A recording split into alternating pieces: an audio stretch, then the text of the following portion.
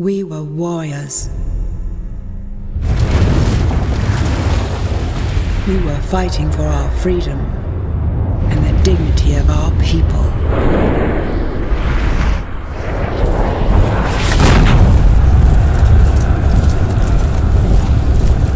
Shit, I forgot to turn down. We have lost.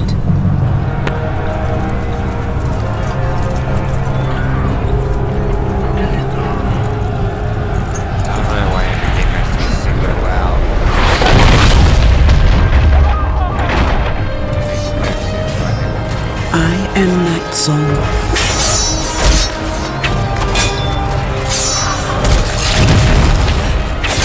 I will tell you about the last days of our greatest warrior, Greg Unjalach, my father.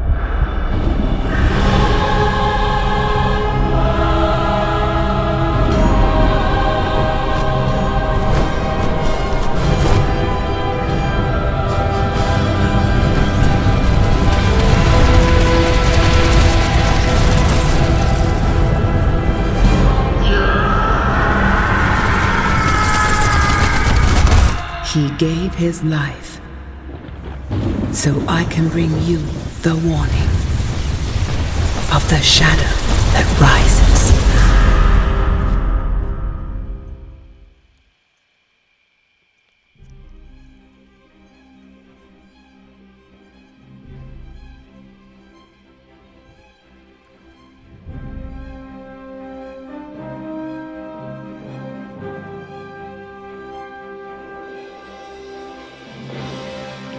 One life founded by the hybrid alchemist. Okay, long after the gods destroyed Nike, Shadow King is still honoring the tradition of combining their blood with the blood of the dragon raised by the gods.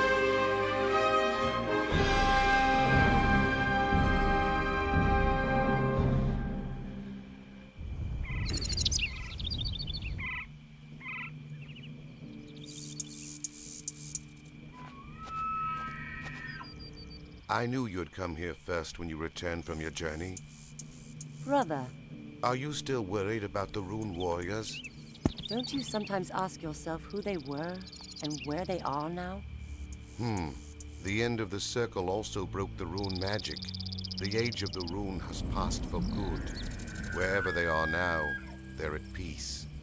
But the two of us will be in big trouble with Thora if we're late for the celebration. Let's go and pick up Leah at her house.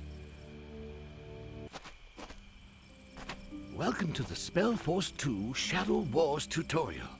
Here you will learn the basic handling of the game. In case you would like to reread parts of the introduction or other messages regarding the game, please see the log. In the center of the screen, you can see your in-game character, the avatar that represents you in the game. Select him or her with the left mouse button. Selected characters are marked by a colored circle around them. Your own characters have green circles.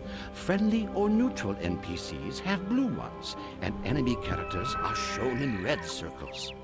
On the bottom left, you see the selection window. Place your mouse over it to get more information on the currently selected characters. You can the mouse pointer to the edge of the screen, or you can keep the right mouse button pressed while moving the mouse. Black areas are still undiscovered. These parts of the map will only become visible once you've sent your own units there. The mini-map in the right bottom corner also shows the already explored area of the map you are currently on. Green dots on the mini-map represent your own units and buildings. The blue dots stand for friendly and neutral units and buildings, and the red ones represent the enemies. You can select the avatar anytime just by left-clicking the avatar portrait in the upper left corner. A right-click centers the viewing area on him or her. Try it. Center the viewing area on the avatar by right-clicking on his or her portrait in the left upper corner. Good. You can move the viewing area around and also change the distance from the ground. To do this, either use the mouse wheel or the page up and page down buttons of your keyboard. Okay, take it away. Click on the mouse wheel until the view changes into pursuer's perspective.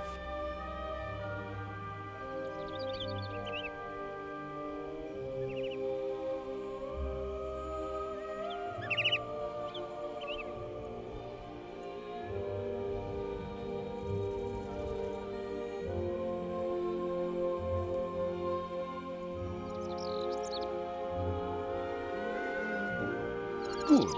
If you keep the right mouse button pressed now, you can freely change the direction of view with the mouse.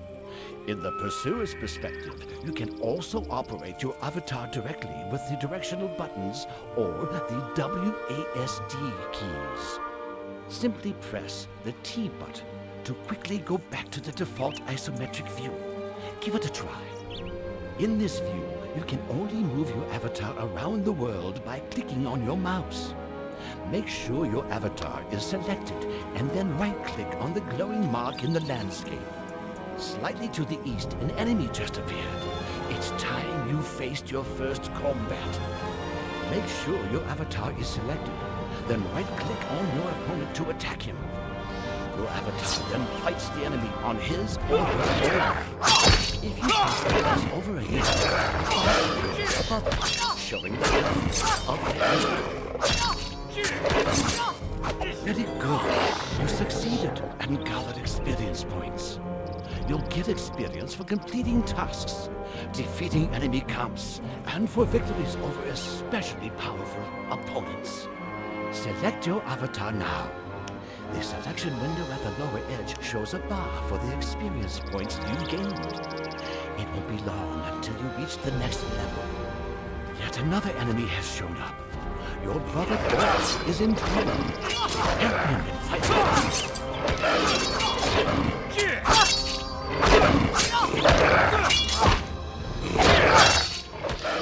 Congratulations! You've gained experience and have reached a higher level. If you place the mouse over a unit, its level is shown above it. With each rise in level, you can further develop your skills. Can you see the plus sign on the right of the screen? Click on it. In these menus, you can see your avatar with his or her equipment on the left, and the skill tree on the right. With each new level, you can invest 1 point into your skills. The skill tree is subdivided into the branches Combat and Magic. You can change the view by clicking on one of the 2 buttons. Each skill has 3 levels you need to learn before you can go on to learn more developed skills. Skills you're not allowed to learn yet are marked in gray. Many skills allow the avatar to carry better equipment. Others give him or her additional special abilities or spells. Place the mouse over the different skills for more information. You don't have to concentrate on combat or magic forever. With each new level, you can decide on which of the 2 directions your avatar needs to develop further.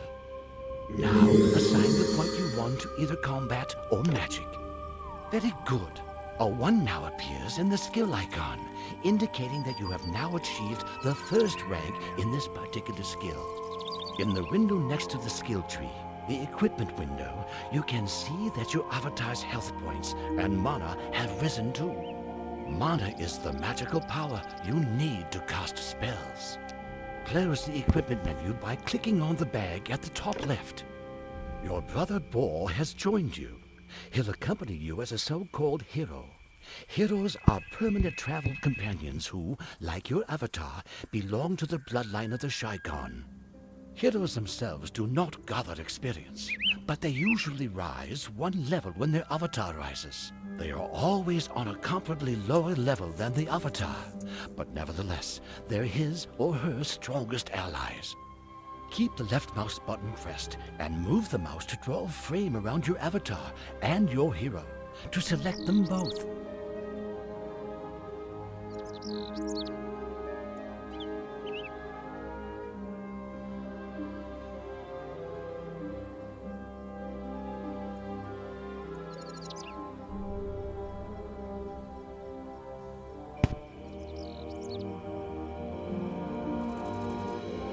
Send them further on to the east until they reach the gate.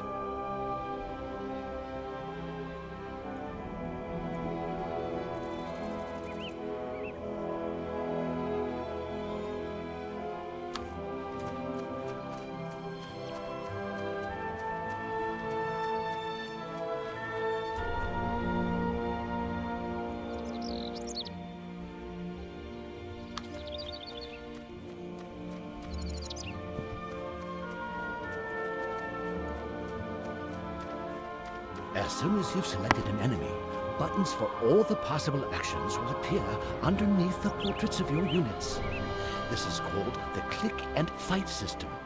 Select the enemy behind the gate, then let your avatar and boar attack by clicking the buttons for attack under their portraits.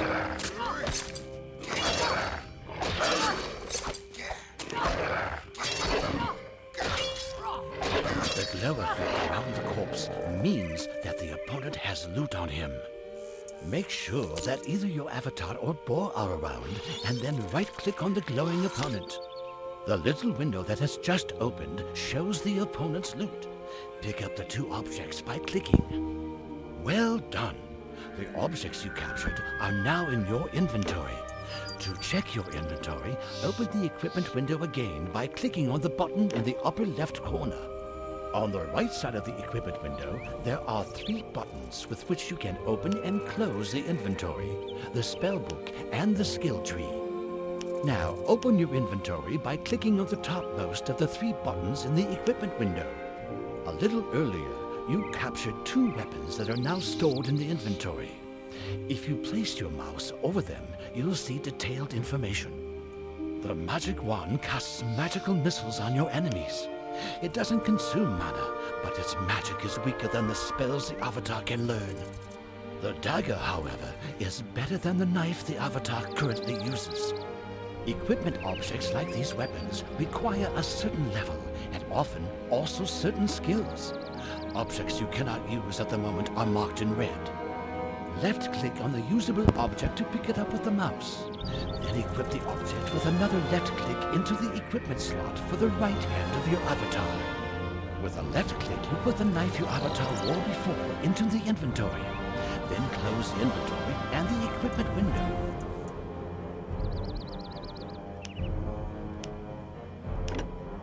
Now go with boar and follow the path.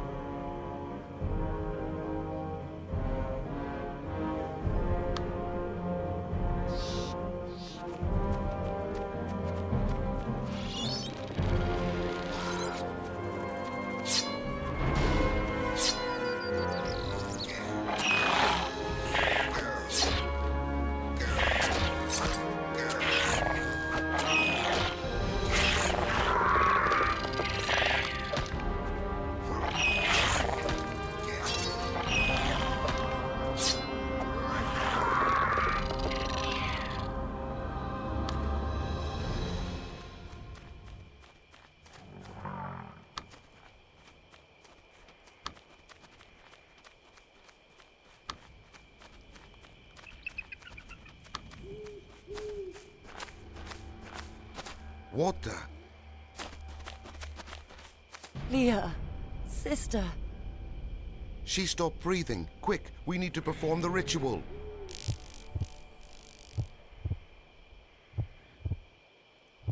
Your sister Leah has been killed. As a Shikon, you have the possibility to resurrect your siblings in blood. Leah now belongs to your heroes. But hurry, select her body before her portrait fully turns into a skull. Underneath the portraits of Boar and your avatar, resurrect buttons appear. Click on one of them before Leah's portrait turns into a skull.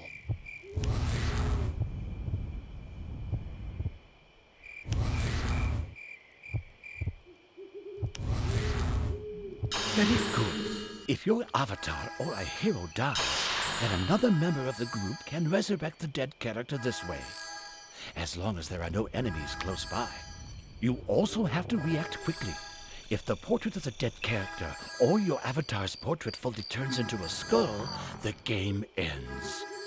Your avatar can also summon his or her heroes from any place on the map, as long as none of them are entangled in a fight. Use your avatar's ability to summon Leah. In order to do this, select Leah and click on the Summon Hero symbol underneath the avatar portrait.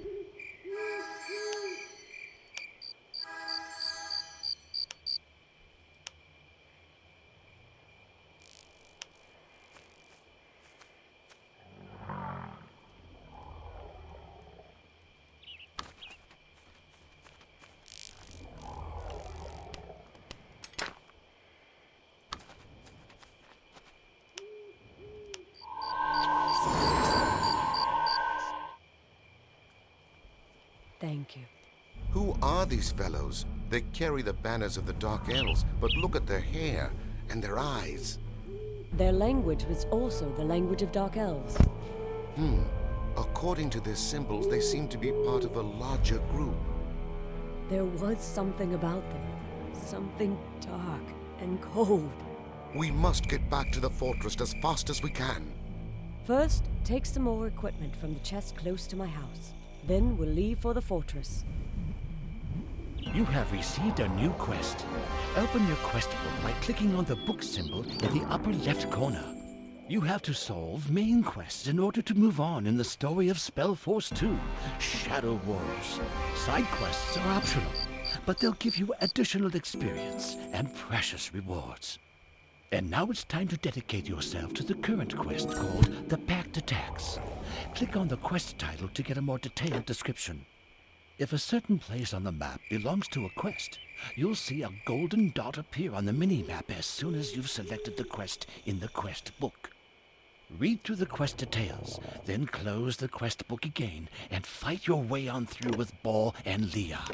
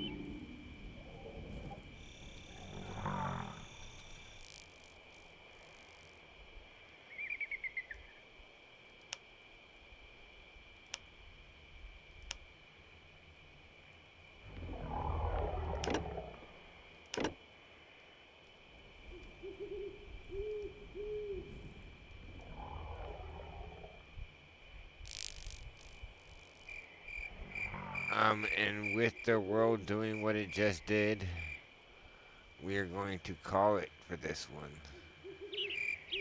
20 minutes and we got a little mess up, but it's alright.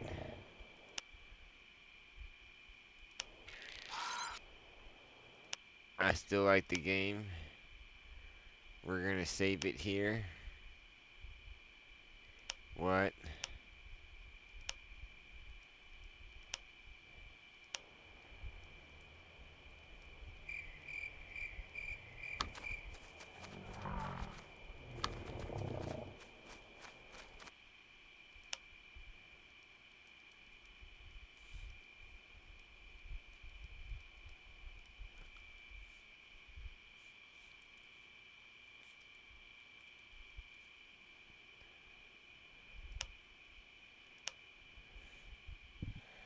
Well,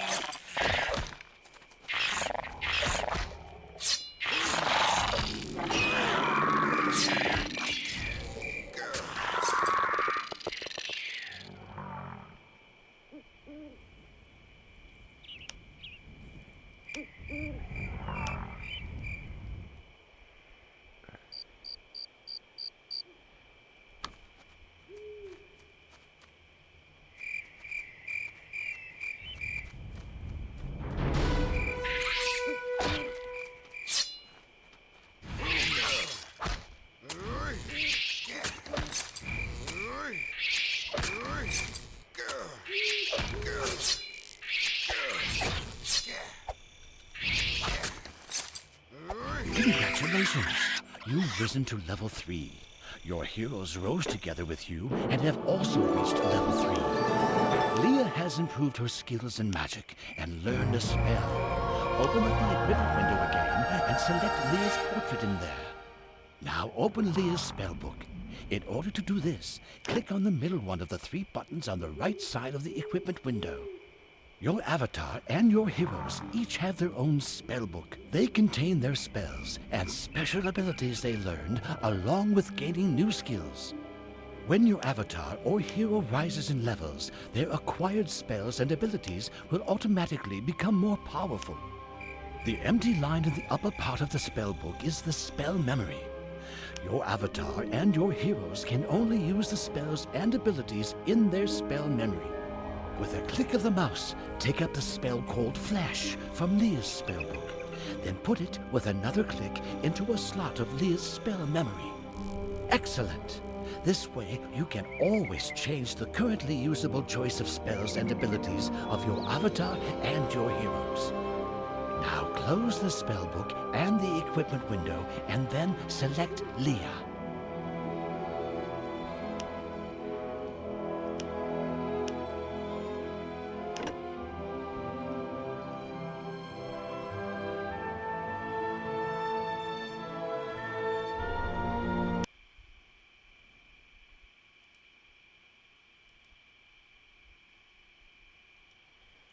Well, thank you for watching.